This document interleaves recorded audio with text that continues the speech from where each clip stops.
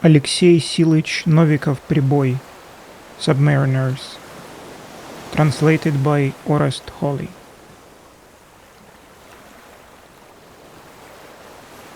When a man prepares to die, the least he can ask for is to know what for. Richard Wagner. From a woman like from death, you cannot run. Максим Горький.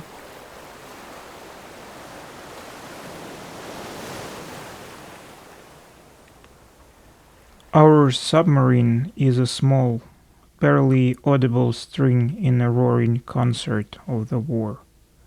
She is in the harbor now, resting. I love her in my own way, perhaps. Didn't she carry us safe through the most perilous situations? But at the first opportunity I run from her. The burdened heart seeks solace. This I can find only here, on the deserted seashore.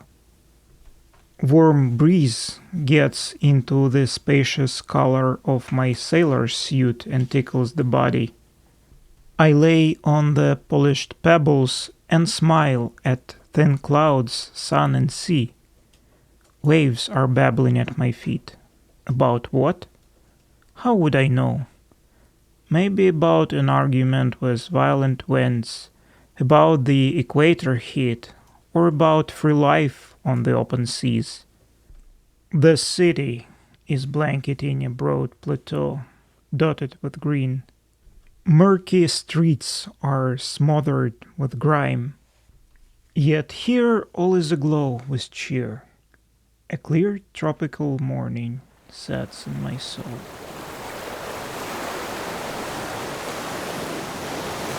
I was orphaned very early. An 8-year-old boy, I ended up in a big port city. No one to lean on except for an uncle, the owner of a small butcher's shop. I helped him to peddle crappy sausage and dog joys. Tripe, liver, lungs. Our apartment is on the outskirts of the city. Poverty is huddling here, ragged, stunted, gnawed by the need. And on the main street there is wealth and luxury. Shops, what they don't have. Kids' eyes widen, head spins. But most of all, I'm interested in the sea. Oh, and its swings. Everywhere you look, it's all water. Sometimes it is spent with blue satin. The sun smooths wrinkles with fiery palms, knits golden patterns in. You cannot take your eyes off. Then the wind comes from somewhere. There is something boyish about its actions. It likes to mess around, play this or that trick. It piles so many clouds up, they clog the whole sky. Then starts to beat invisible wings at the sea surface. The golden patterns disappear. Everything is crumbled, tousled. Roars and chatter are soaring. I look at the sea with fearful curiosity, then its abyss turns inside out. Humpback waves appear demonic. It is them, shaggy and gray-haired, who are riding disheveled waters and neighing loudly. What a child's mind might come up with. My uncle soon drank himself into bankruptcy. He got me a job as a guide to a blind musician we shared our apartment with. The uncle stated sternly, "Listen to him, he is a good old man," and moved to another city. I remember the old man wearing a shabby checkered suit and a wide-brimmed straw hat. His face was like that of the Apostle Paul painted in our church. His name was Vlasovich. At night, I guided him by the houses lit with red lights. He played the violin. In his skillful hands, it sang in different voices, sobbed, laughed, and brought out trills that could silence the very larks themselves. I truly loved the old man when he played. Painted girls liked him too. Vlas Vlasovich, one more. A sensitive romance. The blind musician continued his playing, and I circled the audience with a cap in my hands. Men from all walks of life were here. Elderly, respectable fathers of families, and beardless young men, almost boys. Some of them were leaving, others came. They bargained with women and discussed both obscene and mundane with equal gusto. In general, everything was easier here than at a dog wedding. Not all painted girls treated me the same. Lola, a lass from the Red Lantern House, annoyed me very much. Her voice was gruff, manly.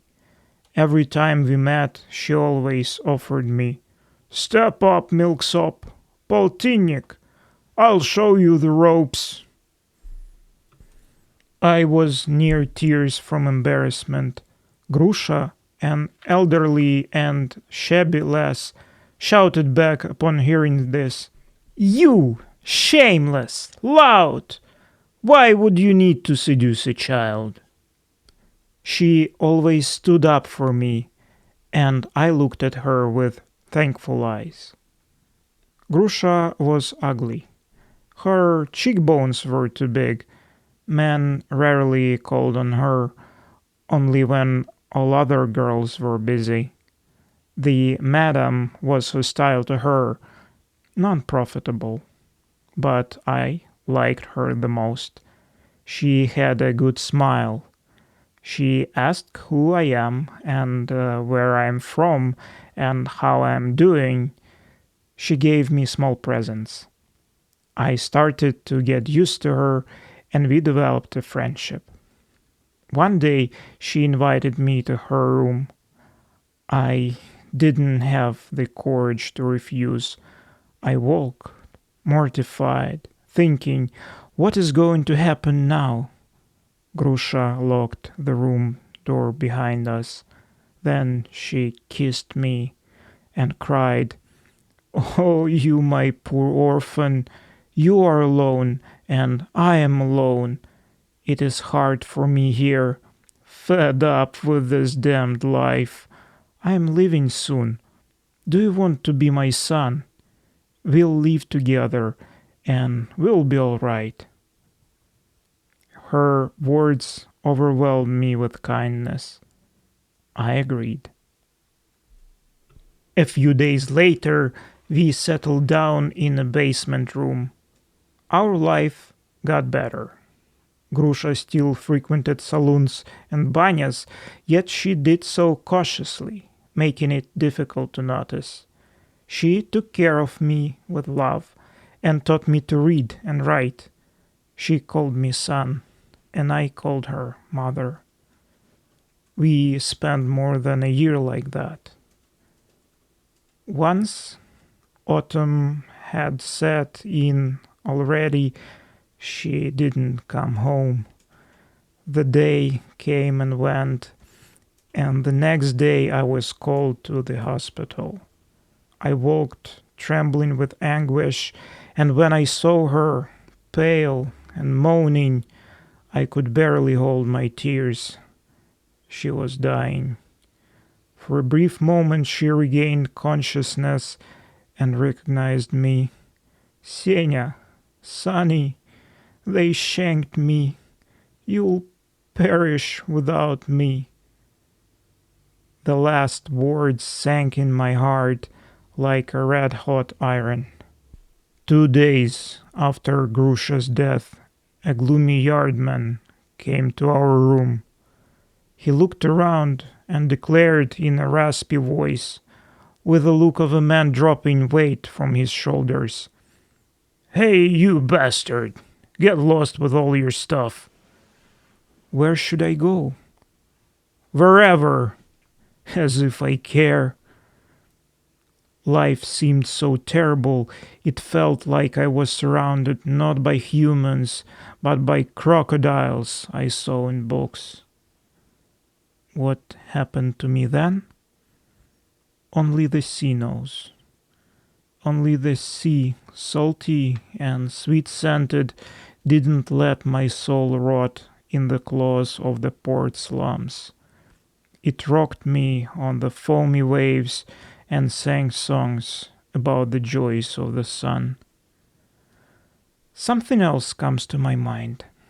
The fisheries where I once worked. It's a damn hard work. But what can an 18-year-old feel? Moments spent with a young fisher girl, fair-eyed Marika, poured vivacity into my chest.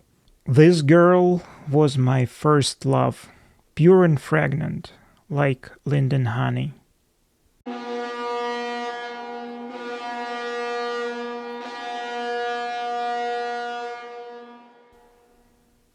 A long blast of a horn cuts through my thoughts. This is the Trigla submarine announcing herself. She had returned from a patrol and is now heading for the harbor. My heart swells with joy at the sight of her. On board the Trigla, I was baptized as a submariner. I was assigned to the Trigla after completing the Torpedo Man's Mate courses. I can never forget my first impression. From the outside, the boat looks like a lone cigar. No superstructures except for the bridge fairwater, 2 periscopes, 2 guns, and 1 radio telegraph mast. Inside, I'm dumbfounded by the abundance of different mechanisms, devices, and contraptions. They are everywhere. Below, overhead, along the sides, machines, pipes, wires, fans, pumps, valves, levers, faucets, you name it. The diversity is quite mind-boggling. And every device has its own important purpose, its own hidden meaning. This is some kind of a monster with a very complex organism, a product of an unhinged human imagination. Then we went for a first dive. It is a drab yet tranquil day in a big harbor. All necessary preparations are completed. The last hatch is sealed shut. Out of the conning tower, words of command are falling inside the submarine, heavy like dumbbells. "Flood the bow tank! Flood the stern tank!" Noise from the forward and aft ends of the submarine is like the growl of a water mill. The steel hull trembles. The air is buzzing, drilling into ears. Snoring like a beast stifled by the sea pressure, the Trigla slowly sinks to the seabed. No, it is the world of the living that is zooming away. It feels hopelessly distant, forever inaccessible. We are in the mysterious element of the sea. I feel like I'm on the verge of life and death. A cold feeling seeps into all the pores of my body. Of course, nothing bad happened. We surfaced safely. But since then, in my memory, there is a deep furrow, like a plow makes in the field. Now I am assigned to another submarine, the Moray. She is a sister ship of Trigla. How many more patrols do I have to do? How many more incredible adventures to experience? It is possible my end lies in the bowels of these waters. Doesn't matter. My very heart is resting now. I sit on the beach alone. Yes, I am alone, a small dot on the edge of the gilded bulk of the sea. I need no one but this radiant space, the horizon lost in a sparkling brilliance. Waves are quietly splashing and kissing my bare feet with foamy lips. A silvery ringing pours into my ears. This is the sea, spinning its yarn with no end in sight.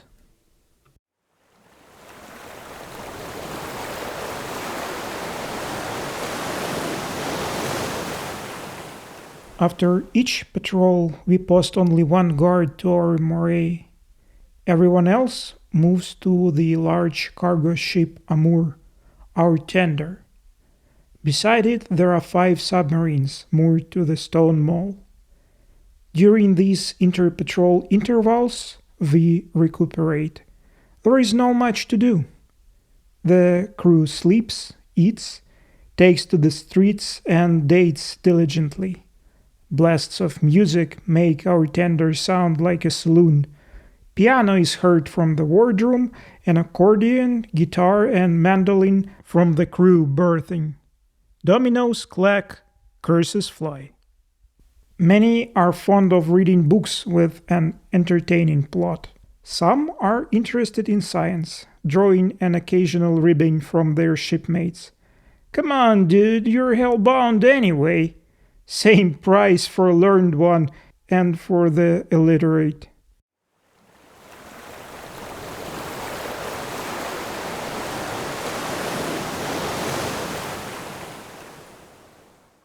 I just woke up and was still laying on a bunk.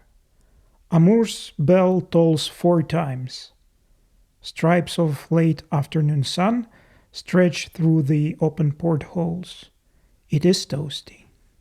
To my right, radiotelegraph petty officer Zobov is studying physics, laying on his stomach. Every now and then he turns to his notes to write down some complex mathematical calculations. A sunbeam shines at his balding head. "Don't you get tired of this?" I ask. Zobov raises his spacious forehead and looks at me warily. His wide nostrils are moving. You might think he is sniffing me. Good book is a vent for the brain.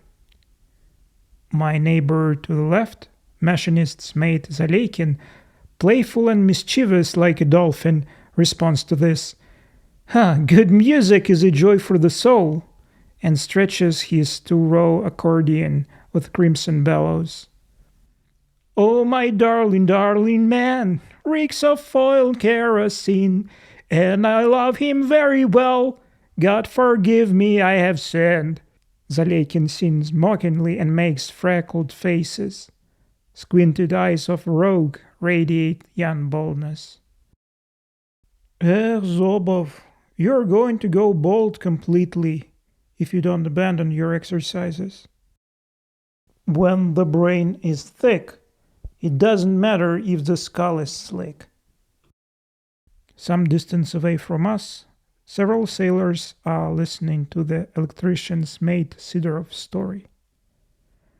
So I ran into her in the street, into this nun. She's asking for alms to build God's temple.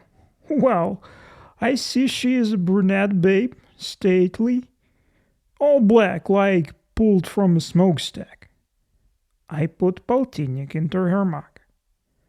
She shakes my hand and just opens volleys on me with her eyes. A double-barrel blast. What could I do? Invited her to the saloon. She's hesitant. Say she's uncomfortable. Somehow dragged her into my room. I've got a bottle of baijiu and some fried eggs with ham here. She mellowed a bit and prays as I'm trying to kiss her. Oh, God, forgive my damned soul," then wraps arms around my neck like a noose and whispers, "You are too hot, little sailor. May the Queen of Heavens protect you." Sidorov's story is met with peals of excited laughter. Voices from the opposite side of the ship swell. Two submarine crews are exchanging light-hearted taunts. "You guys only go to sea to slosh in the bottom sludge." "Oh, this is you who are known bottom combers." "We at least sank two ships. What did you do?" "Objection! These were not two ships, but two pig troughs. Your captain will shake like leaf upon an enemy contact." "Fat chance. Your captain, that's the man to follow. Everyone is waiting for a command to engage during the skirmish, and the cap is just there, chilling on the bridge, clearing room in his nose."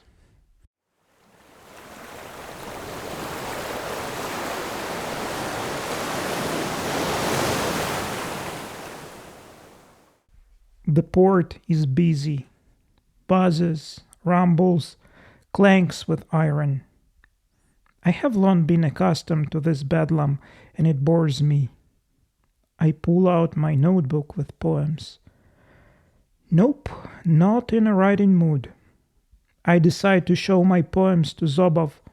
He is the smartest man on the crew. "Are you the author?" "I am." Zobov reads 2 or 3 poems and turns my notebook back. "That's enough." "What do you think?" "Boring." He yawns with some kind of a howl, popping his cheekbones and demonstrating a big, fanged mouth. He's disgusting, and I am embarrassed. "You, Zobov, are a wireless numbskull." He's not moved and declares didactically, "You are bending over your poems backwards and sweating. Real talent should stick out of a person on its own, like a peacock's tail." Defeated, I took my forage cap and ran to the watch officer as fast as greased lightning to ask for leave to the city. How many accidents can there be in my life? I had no intention of leaving the base that evening, but I had to open up to Zobov, and this resulted in a new acquaintance, a new fork in my soul.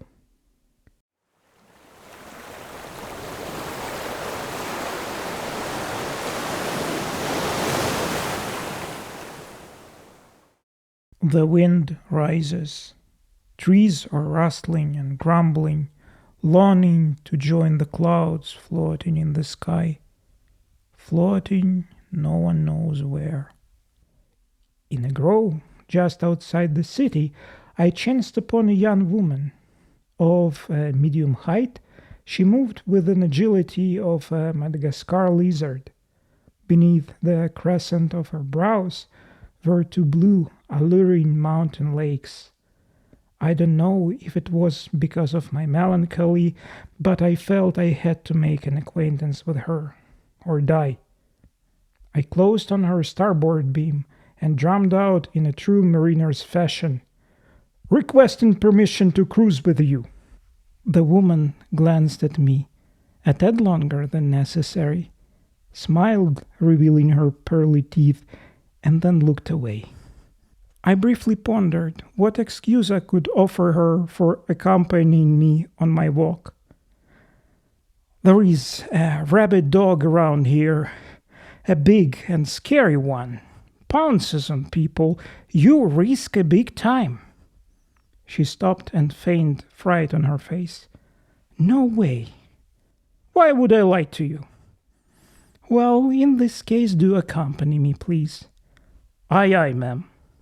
We started a chat. I learned that she was a widow, her husband having been killed on the German front, and that she made a living as a tailor. We continued our stroll until the sun began to set. Throughout our time together, I kept my mark up, treating Polina Vasilievna with the utmost respect and courtesy, and as a result, she agreed to meet with me again. When I approached my ship, the wind tried to rip my forage cap off, and the sea rumbled ominously. "Oh, I know what I'm doing, and I'm not afraid of these threats," I shouted in the dark wilderness. That night I was tossing and turning for a while. A familiar voice sang like a flute in my brain, and my heart yearned for a woman's kindness, like the dry soil yearns for a warm rain.